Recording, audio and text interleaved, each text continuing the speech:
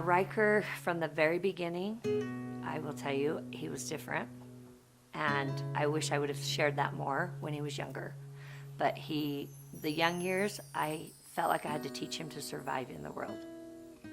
I felt like he was too sensitive, too kind, too empathetic, that he wouldn't survive in the world. I think I told at his funeral a good example of that. When he was just little, he wanted to play football. We went to play football, and he came home and said, "They just want me to hit people." I was like, "That's football." I was like, "Might not be your sport." But he just kept saying that. And then Trevor was the opposite, and he would teach him how to survive. You have to teach your kids how to survive. And I feel like that's what I did up until the, through junior high and even high school. He was super fun-loving. He was so energetic. He had the best personality, but he was deeper and holier than most people. And I felt that early on from the beginning. I was afraid for him to go on his mission. We went and did a humanitarian service project, and we came home, and I thought, I don't know if Rykar can survive a mission, because he was so empathetic, and it changed him. That's when he wrote the first Who Am I? He wrote a Who Am I when he was 17. That's what we put on the back of the program. Who am I, this young boy that has so much, whose $10 could feed a family for 3 weeks? Why do I live here? Why do they live there? And then he just kind of kept going, and then at the end he just said, I go as John to prepare the way. He loved John the Baptist, and then he wrote something like, I'm a soldier in God's army, and I will fight the fight. And that's when he was 17 years old. We'd go to sacrament meeting, and literally from the time he was 12 probably, whatever program we had, whatever he had, he would just write. And I was always like, I just wanted to see what he was writing during the sacrament, always. And sometimes I would read him and go, what the heck? How does that come out of that little boy? And now that's what we have. We have a tote full of little tiny pieces of paper with his deep thoughts on them that he didn't share very often. He was really aware of not tooting his own horn or wanting to be humble to a fault, almost that it held him back. I think that was something that was a cross for him to bear. But anyway, that's kind of the kind of kid he was. Genuinely looked you in the eye. Bruce called him a consummate giver. McCall said he was, when people asked her about Rykar, she would say, think of Jesus. He was like Jesus. And she went through all the ways he was like Jesus. Trevor talked about him being always saying he was an old soul, and that he was a master observer. He kind of lived, which irritated me sometimes, because he was almost observing instead of engaging sometimes. So he was always an observer. He was an old soul. He just more kind than most people. He was all about the one-on-one, all about the one-on-one. He was a minimalist because he cared more about the conversation. He cared more about the relationship than anything. Yeah, I don't think anybody really knew the depth of Rykar until after he passed away, sadly. And it made me wonder about other people, but more about Rykar. I'm trying to think. We had just so many people tell us stories that we had no idea, kind of what his life was even about, and what he was doing. He just lived 2 years before he died. He gave everybody a picture of the Kokopelli up there, and the Kokopelli at the very top. That's what he gave everybody for Christmas, which is so strange because it was 2 years before he died, so we all have that. He kind of thought he was the Kokopelli, where you go village to village and bring joy. I think somehow in his brain, it makes sense now that was what he wanted to do, was just one-on-one. We talk about being a disciple for Christ. I don't know what his words would be for what he did, but he was genuinely present in every moment and gave it all. And I'm trying to think of just a couple of examples. I went to his house. He lived very minimally. He only had a bed and a few things. So like I asked him, can I buy a microwave and a toaster? And he would say, you can buy whatever you want. I just don't need it. And I was like, okay.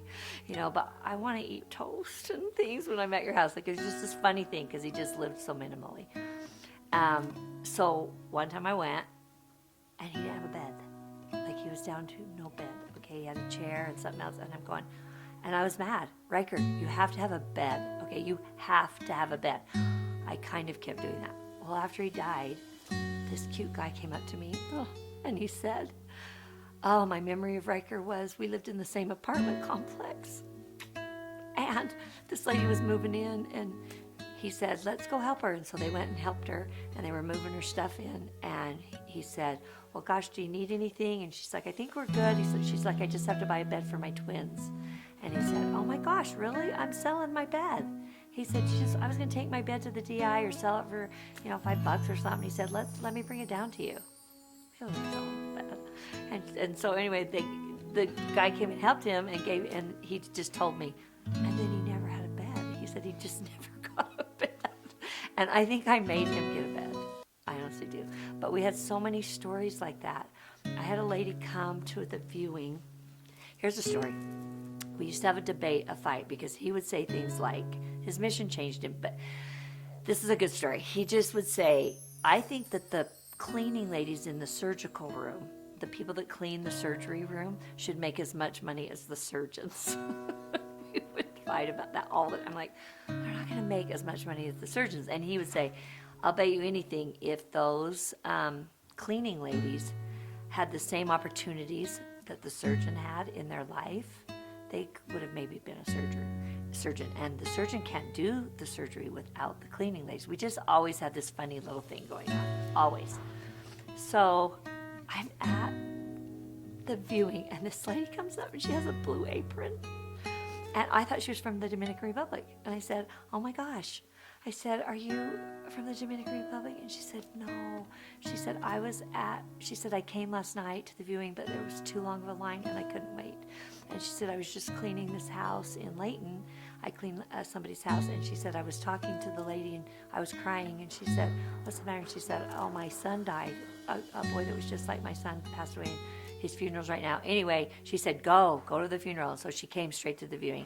I said, how did you know Rykar? And she said, when he came back from the Dominican Republic, they were in the temple and they were in the celestial room. And she said she was struggling and she was talking. And she said, I'm from Puerto Rico or somewhere down there. And he said, do you, I noticed your language. Are you from the Dominican Republic? And she said, no, and told him. But she said, I was really concerned about my daughter and we just talked.